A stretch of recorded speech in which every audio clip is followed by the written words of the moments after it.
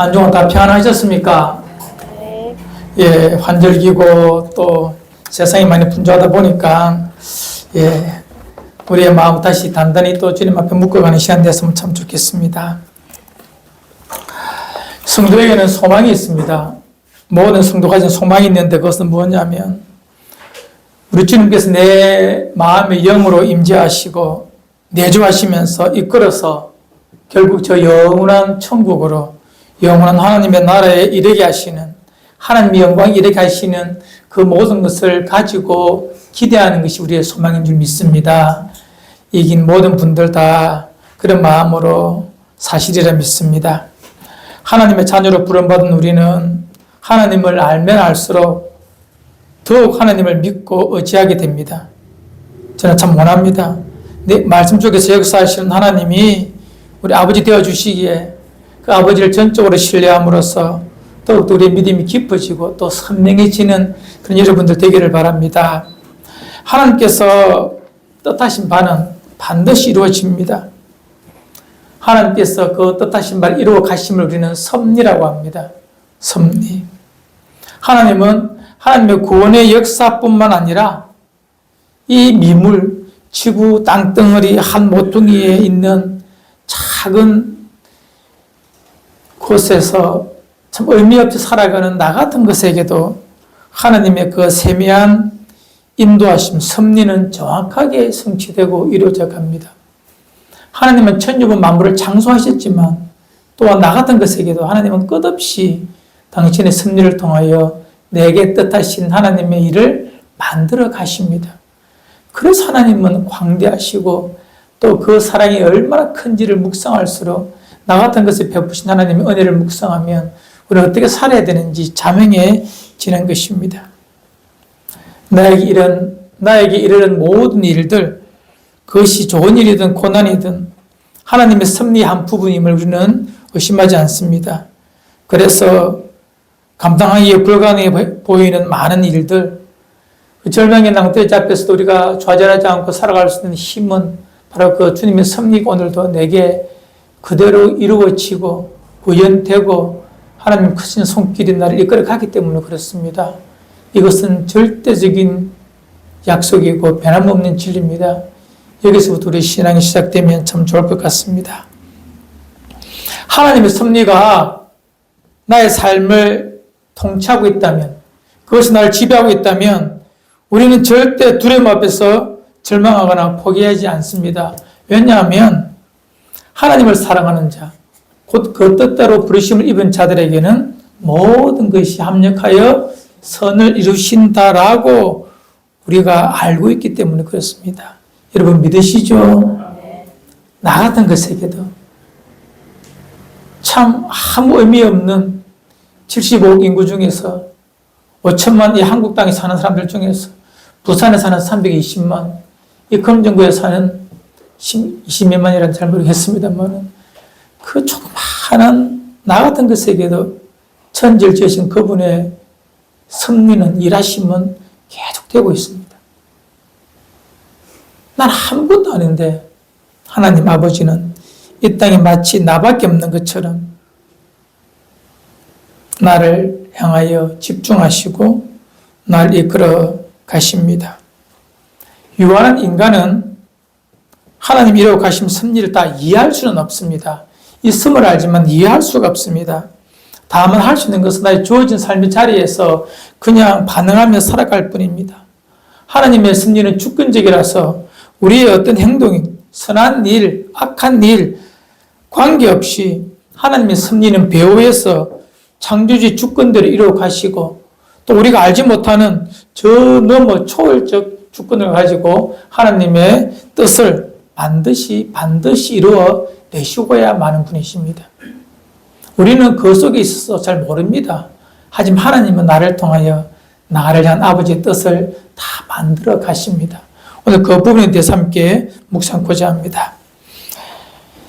인생은 살아가는 시간도 있지만 살아내어야 할 시간도 있습니다. 인생은 참 재미있게 살아가야 될 시간도 있지만 살아내어야 하는 시간도 있다는 것입니다. 살아내어야 한다는 것은 삶의 무게가 너무 무거워서 온 힘을 다하여 견디어내는, 버텨내는 시간들을 의미합니다. 하루 한 주간의 삶이 너무 무거워서 그 무거움에 절망하고 소망이나 즐거움의 빛이 다 꺼져버리는 그 순간에도 살아내어야 합니다. 버텨야 합니다. 그것이 우리의 모습입니다. 하지만 그곳에도 하나님의 섭리는 계속 진행되고 있다는 것입니다. 성도 여러분, 그런 삶에 내가 들어갔을 때 내가 어떻게 하며 살아야 할까요? 오늘 그 부분은 성경에서 말해주고 있습니다. 제 인생에 참 이런 부분들이 있었습니다. 제가 어렸을 때 다쳤다는 말씀 드려보셨죠? 부산대학병원에 처음 이 CT 촬영기가 이 도입이 들어왔습니다. 지금부터 거의 40년이 돼가니까요. 부산에서는 부산대학병원에 처음 들어왔으니까요. 한번 찍는데 상당한 비용이 드는 그런 기계였어요. 하얀 기계 속에 저를 잡아 넣더라고요. 그리고 기계 소리가 제 귀에 들립니다. 주변에 아무도 없습니다. 그 방사능이 있어가지고, 방사선입니까? 그게 있어가지고, 그 안에 기계 속 옆에는 사람들 아무도 못 오게 밖에 다 있잖아요. 하얀 벽 속에, 하얀 기계 속에 혼자 누웠는데, 17살짜리 귀에 들리는 것은 듣기 싫은 기계음 전자파뿐입니다. 전자소리뿐입니다. 얼마나 두렵고 무섭든지 아무도 없습니다. 날 사랑하는 어머니도 없고 의사도 없고 아무것도 없습니다. 기계 소리만 한 10여 번 돌아간 것 같아요. 내 느낌이. 너무 두려웠습니다. 너무 힘들었습니다. 30분이에요? 모르겠어요. 뭐 40년 전이라서 시간은 잘 모르지만 10여 번 있었던 것 같은데, 혼자 있었던 것 같은데 너무 무서워서 지금도 그걸 생각하면 이 몸에 소름이 약간 돋고 그래요. 너무 힘들었어요. 죽음밖에 내 앞에 기다리고 있는 것이 없는 그 순간에 그 듣도 보도 못한 인생 큰 기계 속에 내가 들어가니 이것이 인생의 마지막인가, 그런 마음 어렸을 때 받은 적이 있습니다. 오늘 성경에 나오는 요나가 그런 상황입니다. 잘 알지만 모르는 걸 위해 잠시 그 배경을 설명하겠습니다. 요나라는 사람이 있어요. 하나님께서 그를 선지자로 불렀습니다. 한 가지 일만 시킵니다. 저 니느웨라는 성으로 가라. 니느웨는 아수르라는 대제국의 수도입니다. 이스라엘 땅에서 저 동쪽에 있는 큰 성인데 호시탐탐 이 이스라엘 요나의 조국을 잡아삼키려고 하는 무서운 나라입니다. 그런데 하나님께서 요나를 불러서 그 땅에 가서 그 땅에 죄가 관영하니 그 땅 수도 니느웨에 가서 그들에게 말씀을 전하여 회개시켜 하나님 앞으로 돌아오게 하라는 그런 명령을 받습니다. 이 속 좁은 요나는 이해할 수가 없습니다. 하나님, 저 땅은 멸망해야 될 땅입니다. 죄악이 관영하고 하나님을 섬기는 백성을 잡아 죽이는 그런 악한 자들입니다. 저들은 죽어 없어져야 되는데 저들에게 가서 하나님의 말씀을 전하라니요. 나 그런 일 못하겠습니다. 라고 내 마음으로 하나님의 뜻에 반하는 결단을 해버립니다. 동쪽에 있는 니느웨로 가지 않고 저 서쪽 바다 끝에 있는 다시스로 가는 배를 타버립니다. 결국 그 배 안에서 하나님은 큰 풍랑을 만나게 하십니다. 지중해에 큰 풍랑을 만나게 하심으로 다 죽게 되었어요. 이에 배에 탄 사람들이 전부 다 그 원인을 묻되 요나가 고백하죠. 나 때문에 이것이 있습니다. 나를 바다에 던지라는 말까지 합니다. 결국 하나님께서 그 모든 것을 섭리하신 하나님께서 사람들의 손을 통하여 요나를 바다에 던져버립니다. 태풍이는 바다 던져버립니다. 죽을 줄 알았어요. 아니, 죽었다고 생각하고 있었어요. 그러나 하나님께서는 놀라운 섭리로서 요나를 생명을 구원하십니다. 오늘 성경에 보니까 큰 물고기가 요나를 집어삼켰다라고 되어 있습니다. 그 물고기가 무엇인지 잘 모릅니다. 어떤 큰 고래인지 짐승인지 잘 모릅니다. 하나님께서, 중요한 건 하나님께서 비상섭리 이적을 통하여 요나의 호흡을 지연시켜 주셨다. 더 늘어주셨다는 것은 분명합니다. 그 물고기 뱃속을 요나는 서올이라는 단어로 표현합니다. 2장이 있지만 내가 서울의 뱃속에서 기도합니다라고 되어 있는데 서울의 뱃속, 요나가 들어간 서울의 뱃속은 안전한 곳이 아닙니다. 그것이 얼마나 힘들고 어려운지 요나는 이렇게 고백하고 있습니다. 서울의 상황을 보면 이렇습니다. 서울의 상황 2절로 6절에 나와 있는데 내가 서울의 뱃속에 있습니다. 물이 나의 영혼까지 둘러싸우며 바다 풀이 내 머리를 감싸나이다. 내가 산의 뿌리까지 내려갔으며 땅이 그 빗장으로 나를 오래도록 막았나이다. 서울 속에 갇혀있는 다윗이 요나의 이 답답함을 이렇게 고백하고 있는 것입니다. 이 서울이 뭐냐면 예수님께서 이 부분에 대해 잘 설명해 주셨는데 마태복음 12장에 16장에 나와 있는데 예수님을 따라다니는 수많은 사람들이 끊임없이 주님의 이적을 구합니다. 주님을 믿으려고 하는 것이 아니라 이적으로 말미암는 기적, 배부름 이런 것들을 구하니 주께서 이 음란한 세대에 볼 표적은 요나의 표적밖에 없다라고 말씀하시면서 그 요나의 표적은 뭐냐면 주님께서 3일 동안 땅속 무덤에 갇혀서 다시 부활하시겠다는 그 표적을 보이시겠다는 말씀을 하시면서 이 요나의 표적, 이 서울에 대한 설명을 해주십니다. 서울은 뭐라고? 땅속 무덤 같은 곳이라고. 햇빛이 하나도 들지 않는 곳, 빛이라고는 색깔이라고는 아무것도 없는 곳, 하나님도 버리고 사람도 버린 곳, 그곳이 서울입니다. 요나는 지금 서울의 뱃속에 들어가 있습니다. 그 무게와 그 짐이 얼마나 큰지 뭐라고 했지 않습니까? 물이 나의 영혼 속에까지 꽉 차버렸습니다. 바다풀이 내 머리를 칭칭 감고 있습니다. 내가 저 바다 깊은 곳에 빠져 있습니다. 또 내 마음은 저 높은 산의 땅끝, 산의 뿌리까지 처박혀서 그것이 나를 누르고 있습니다. 큰 산이 꼼짝 못하겠다는 것, 죽었다는 것입니다. 죽음과 같은 삶의 자리라는 것입니다. 아무도 날 도와줄 자가 없고 하나님마저도 내 음성을 듣지 아니하는 그런 곳이 서울의 뱃속입니다. 인생 살다 보면 이런 경험을 할 때가 있습니다. 아무도 내 곁에 없다. 부모도 남편도 아내도 자녀도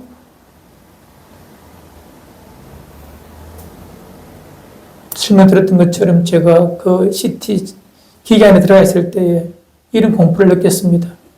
그 큰 기계가 나를 짓누르는 그 전장 너무 고통스러웠어요. 너무 힘들었어요. 너무 무서웠어요. 아니 그냥 사지가 떨린다는 마음이 있지 않습니까? 이건 끝이다는 거. 그것이 서울의 뱃속입니다.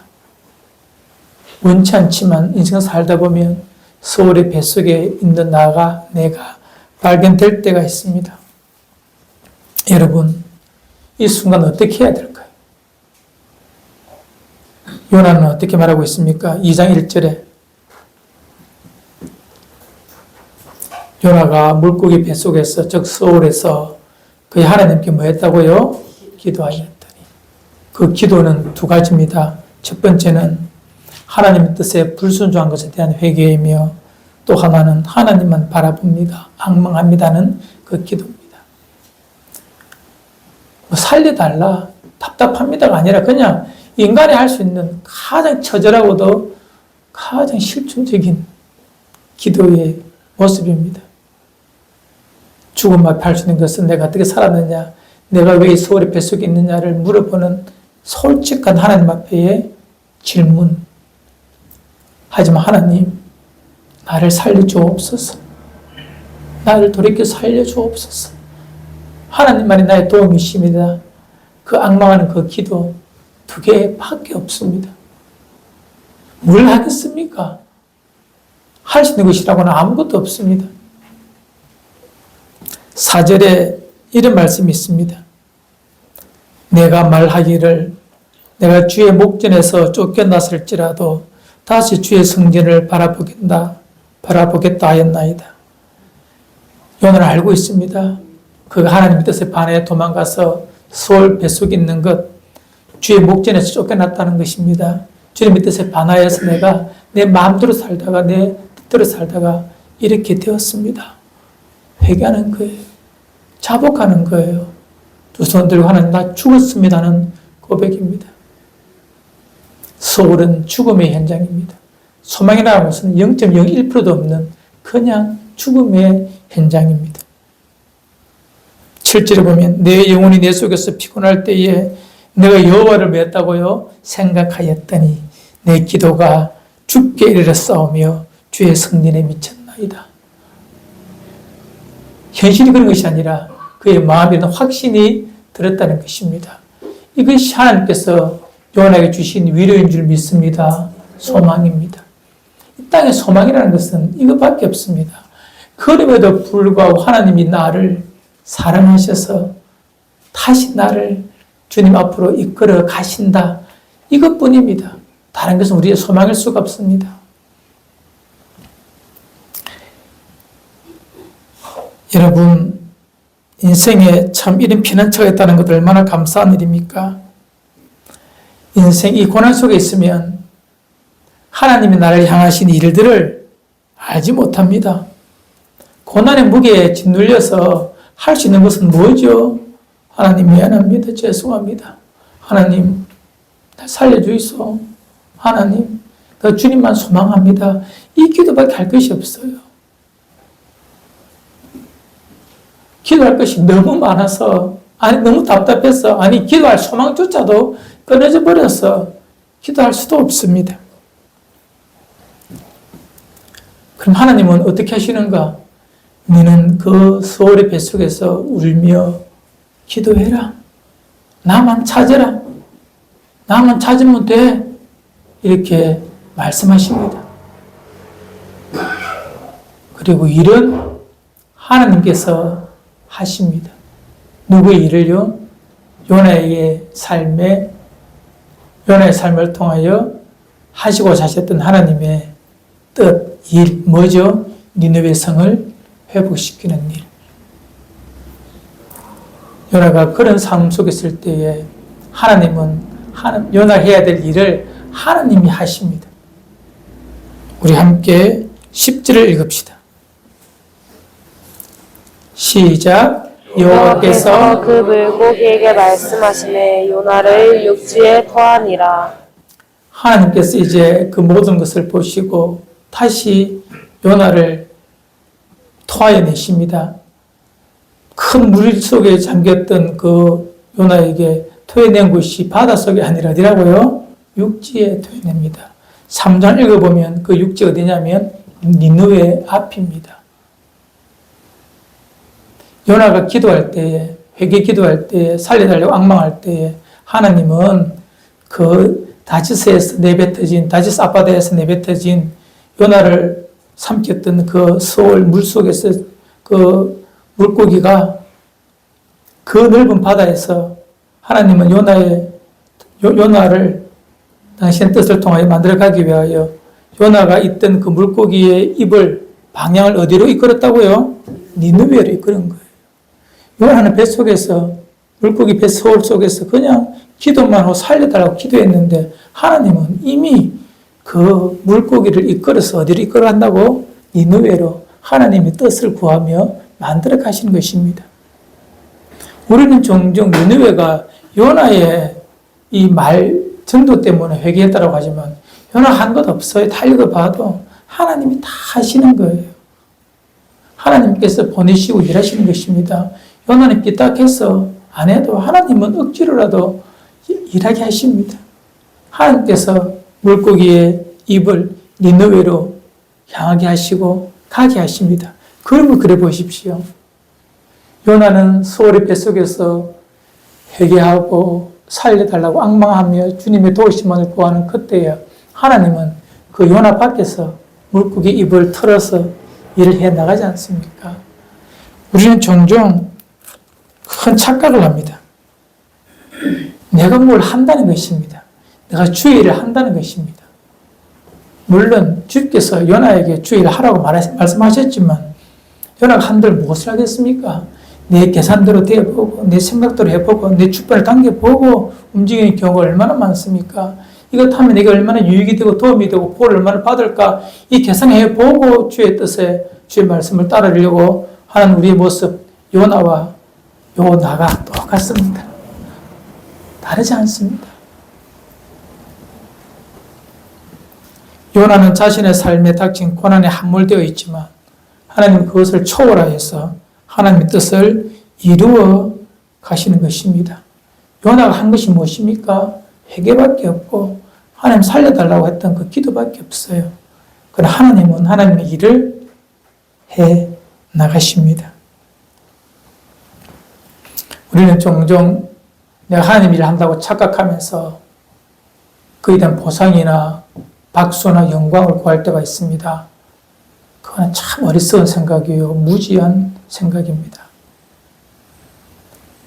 물론 하나님께서는 우리의 작은 것 이용하십니다. 우리가 사복음서에 보면 동일하게 기록되어 있는 하나의 사건이 있어요. 오병이어의 기적인 마태, 마가, 누가, 요한복음 다 기록되어 있거든요. 중요한 사건이기 때문에 그 사건의 단초가 되는 것, 실마리가 되는 것은 어린아이가 가지고 있던 물고기 2마리, 보리떡 5개입니다. 그런데 여러분 상상해 봅시다. 그거 없다고 하나님께서 5,000명을 못 먹이시겠습니까? 주님께서. 아니 그거 있다고 먹여지겠습니까? 어쩌면 인간이 할 수 있는 것 아무것도 없어요. 기껏해야 자기가 지금 가지고 있는 것, 우리에게 있는 것, 물고기 2마리, 보리떡 5개 정도입니다. 하나님은 주님 이렇게 말씀하시죠. 그것으로 마다고 족하다고 충분하더라고. 아무것도 없는 그 들판에서 그냥 하늘에 만나를 내리시든지 아니면 돌을 떡으로 만들어서 주시면 되는데 왜 그렇게 하셨을까요? 하나님은 너희들이 할 수 있는 것 한번 해봐라 이렇게 말씀하십니다. 그 이유는 뭐죠? 내 마음을 가지고 내 생각을 가지고 하나님 앞에 무엇을 하겠다는 그 마음을 주께서 보시겠다는 것입니다. 우리가 한들 하나님의 일에 무슨 도움이 되고 무슨 유익이 되겠습니까? 여러분, 저 해운대에 가면 바다가 있습니다. 그 바다가 뭐죠? 태평양입니다. 태평양. 바다 작아 보이도 그는 태평양하고 다 연결되어 있어요. 아주 큰 바다예요. 물병 하나 가가지고 그 해운대 바다 가서 물을 쭉 부어 드리십시다. 내가 태평양에 물을 부었다. 태평양 물이 많아졌다. 이 말 할 수 있습니까? 표도 안 납니다. 부은들 만들 아무런 영향이 없습니다. 물이 많아지겠습니까? 그러나 하나님은 그 병 하나 들고 해운대까지 가서 물을 붓는 우리의 걸음을, 우리의 그 행동을 보시고 하나님은 기뻐하신다는 것입니다. 그것이 신앙생활입니다.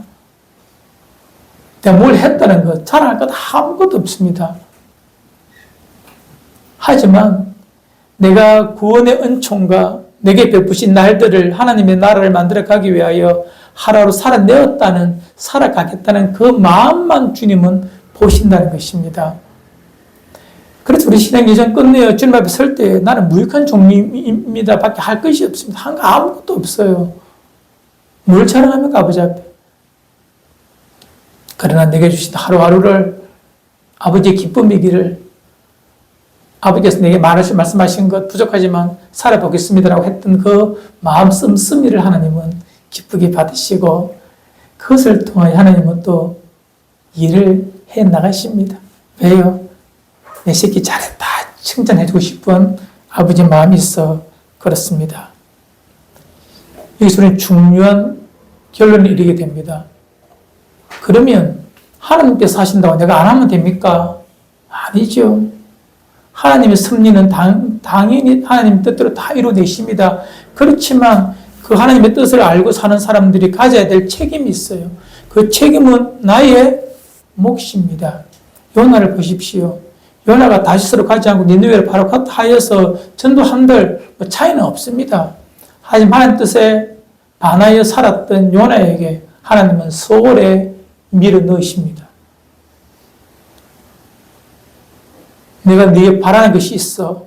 네 마음을 알고 움직여주길 바라는 아버지의 뜻에 반할 때 하나님은 그를 서울에 밀어 넣으심으로 서울 속에서 하나님의 마음을 네가 무엇인지, 네가 어떤 존재인지, 너가 그 속에서 너의 악함과 약함을 알고 그 안에서 죽고 오직 나를 구원하시고 나를 살리실 분은 하나님뿐임을 알고 악망하도록 하는 그 서울의 자리에만 우리를 머무르게 하십니다.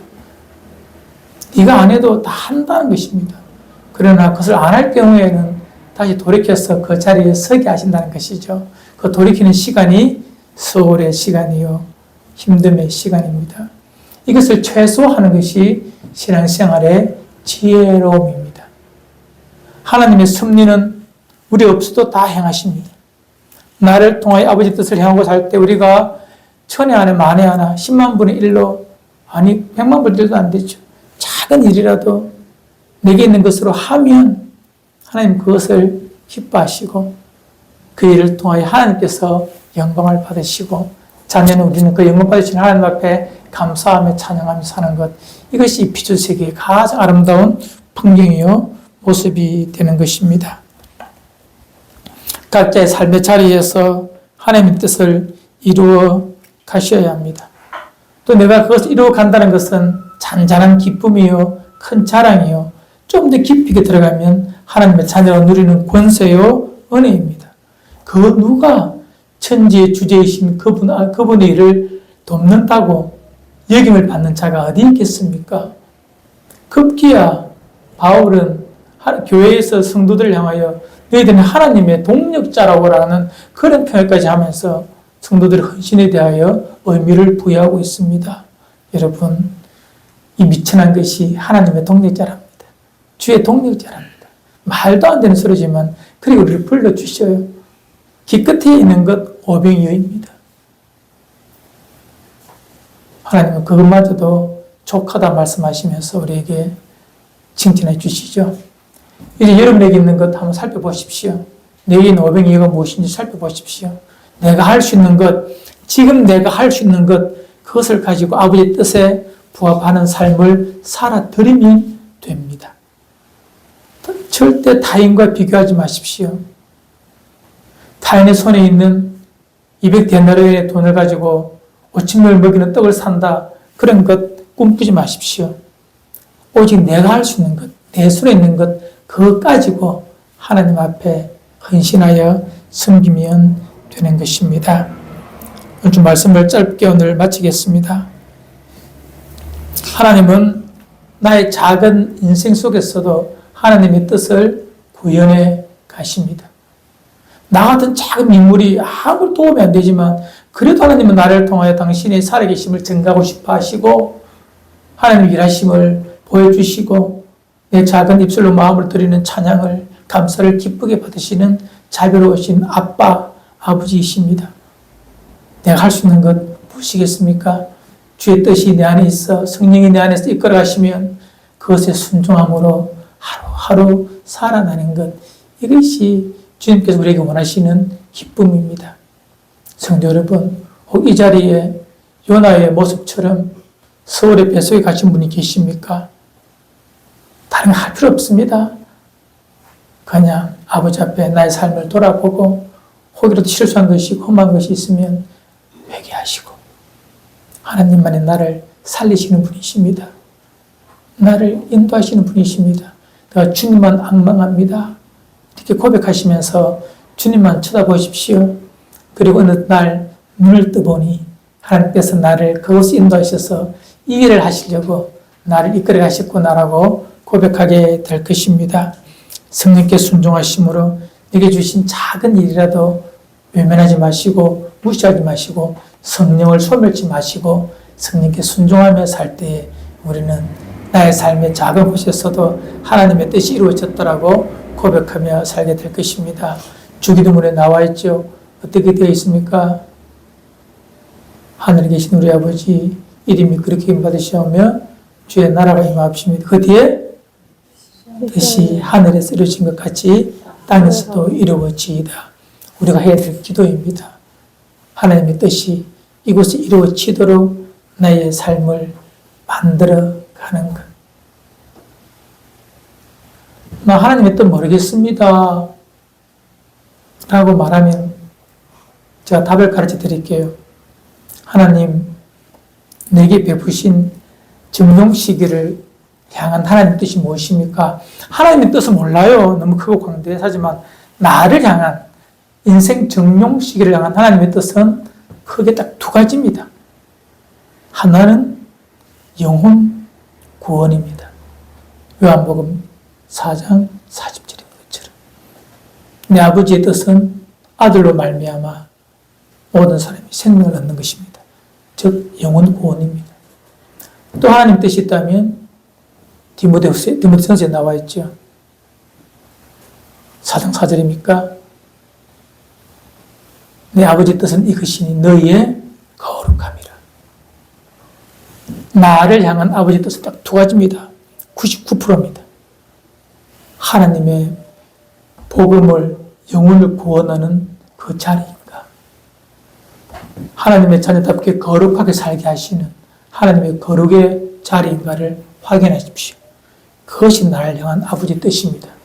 이 두 가지의 큰 필터링에서 다 걸러집니다. 여러분들의 모든 삶은요. 아버지의 뜻을 물어볼 때에 그것이 영혼 구원인지, 복음을 위한 것이, 하나님 나를 위한 것인지, 두 번째 내 영혼의 성결함을 위한 것인지를 확인해 보고 선택하면 아버지의 뜻이 맞습니다. 나를 향한 아버지의 뜻이 맞다니까요. 다르게 말할까요? 내게 원하시는 아버지의 마음은 네가 이 생명의 복음을 전하는 증인의 삶을 살고 뿐만 아니라 아름다운 이 자리에서 거룩한 성도로서의 종의 삶을 살면 그것으로 충분하게 아버지 뜻을 알고 살아가는 것입니다. 이 땅의 많은 그리스도인들이 아버지의 뜻을 몰라서 어떻게 해야 될지 모르겠다고 말하는데 그것은 성경이 무지해서 그렇습니다.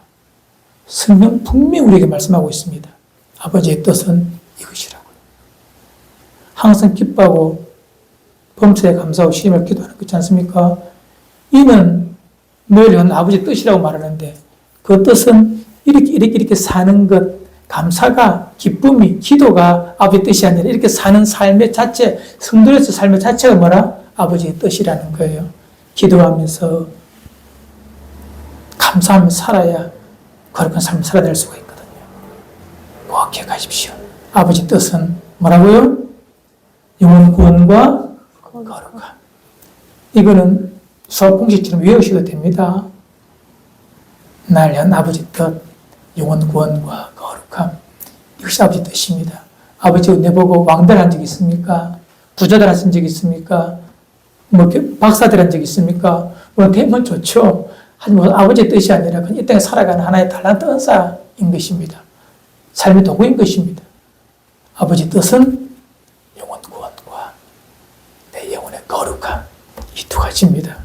이것에 여러분의 삶의 잣대를 맞추어 살면 여러분은 부족하지만 아버지의 뜻 안에서 발견되는 삶을 살아가는 것입니다. 말씀을 정리합니다. 요나 같은 삶의 자리, 서울에 뱃속했다면 아무것도 하지 마십시오. 그냥 아버지 죄송합니다. 아버지 도와주세요. 그것만 하셔도 돼요. 서울의 뱃속이라면. 서울 뱃속 밖에 나왔으면 이제 또 다시 아버지의 뜻을 구하면서 니느웨로 걸어가시면 됩니다. 이것이 성도의 삶의 여정입니다. 이것이 여러분의 삶의 저의 또 이 인도하시는 하나님의 음성이 되어서 내일도 한 주간도 이런 삶을 잘 살아내시기를 주의 이름으로 축원을 드립니다.